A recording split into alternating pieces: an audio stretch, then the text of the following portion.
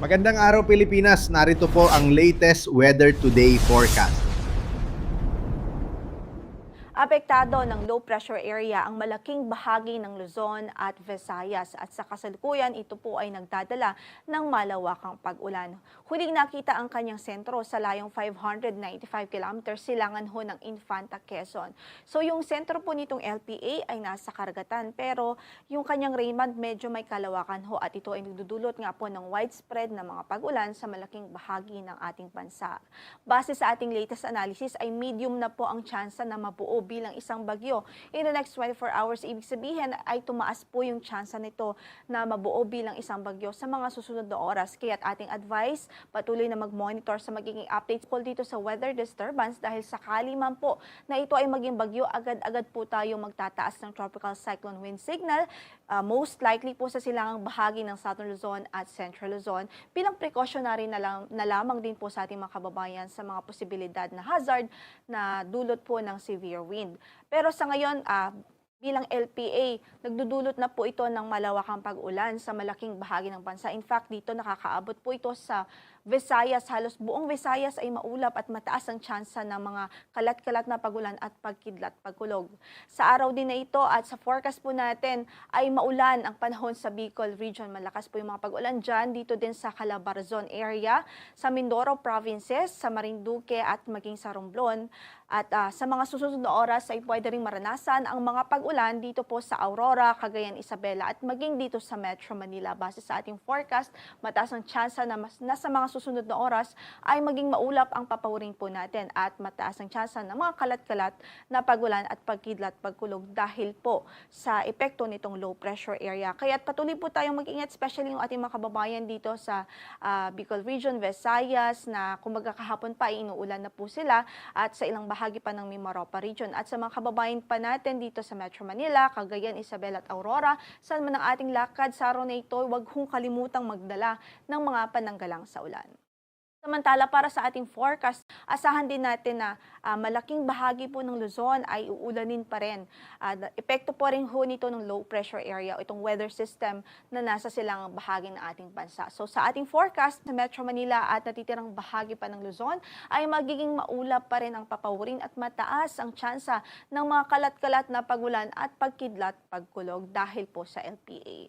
Samantala, para sa ating pagtaya ng temperatura sa Metro Manila, 25 hanggang sa 30 ang inaasahang magiging agwat. Sa Baguio ay 18 to 22, 25 to 31 sa Lawag City, 25 hanggang sa 32 sa Tugigaraw City, sa Legazpi ay 24 hanggang sa 30 at sa Tagaytay ay 21 hanggang sa 30 degrees Celsius.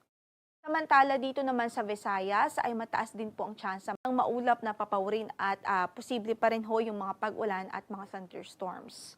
Dahil pa rin ho yan sa epekto nitong weather disturbance, itong low pressure area. At para sa pag-atay ng ating temperatura dito sa Metro Cebu, 26 hanggang sa 30 ang inaasahang magiging agwat. Sa Iloilo ay 24 hanggang sa 30 degrees Celsius. Sa Tacloban ay 20 hanggang sa 25 hanggang sa 30 degrees Celsius. Samantala dito naman po sa Palawan at maging sa Mindanao, inaasahan natin ng bahagyang maulap hanggang sa maulap na papawirin. So ibig sabihin, especially dito sa Mindanao, improving weather ang nakikita po natin sa mga susunod na araw. Gayunpaman, possible pa rin yung mga localized thunderstorms, especially po sa hapon at gabi. Sa Cagayan de Oro, ang inaasahang temperature range ay 24 to 30 degrees Celsius. Sa Davao ay 24 hanggang sa 32 degrees Celsius. Sa Zamboanga naman ay 24 hanggang sa 32 at sa Calayan Islands, 26 hanggang sa 32. Sa Puerto Princesa City ay 25 hanggang sa 32 degrees Celsius. Wala po tayong gale warning na nakataas ngayon sa anumang bahagi ng ating mga baybaying dagat. Panayad hanggang sa katamtaman ang pag-alon ng ating karagatan. Pero syempre, dahil meron po tayong low pressure area, ating pong advice pa rin sa mga kababayan ng mandaragat, especially ho yung mga gumagamit ng maliliit na sasakyang pandagat, mag-ingat pa rin ho sa ating pagpapalaot, especially dito sa silang bahagi ng Luzon at Visayas dahil masama po ang panahon natin at mataas po yung mga tsansa ng mga pag-ulan at thunderstorms. Para naman sa ating weather outlook from Monday to Wednesday sa ilang key cities dito sa bansa. Dito sa Metro Manila, asahan natin inaasahan pa rin ho natin ang mataas na tsansa pa rin ng mga pag-ulan. So dahil po pa rin ito, yung outlook na ito ay dahil pa rin po sa epekto ng low pressure area na nasa silangang bahagi ng ating bansa. Mataas pa rin yung tsansa ng mga pag-ulan sa Metro Manila by Monday to Wednesday, gayon din sa Baguio City at sa Legazpi City. So, ibig sabihin, magiging maulan po yung ating weekend at sa hanggang early next week, mataas ho yung tsansa ng mga pag-ulan. Sa Metro Manila, 25 hanggang sa 30 degrees Celsius ang inaasahan po nating agwat ng temperatura. Sa Baguio ay 17 to 22 degrees Celsius. Samantala sa Legazpi City ay 25 hanggang sa 30 degrees Celsius. Samantala para sa ating weather outlook dito sa Cebu, Iloilo at Tacloban, asahan natin that by tomorrow sa Cebu at Iloilo ay mataas pa rin ang mga pag-ulan. O ibig sabihin, mataas pa rin yung chance ng mga pag-ulan. Pero by Tuesday and Wednesday sa Cebu po ay improving weather na po ang inaasahan natin. Liban po dito sa Iloilo City kung saan ay pwede po at mataas ang probability na magiging maulan pa rin hanggang sa Wednesday.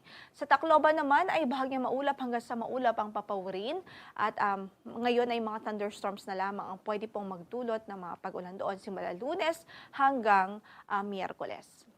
Samantala sa ating outlook naman dito sa Mindanao, sa malaking bahagi ng Mindanao ay generally improving weather ang inaasahan sa mga susunod na araw.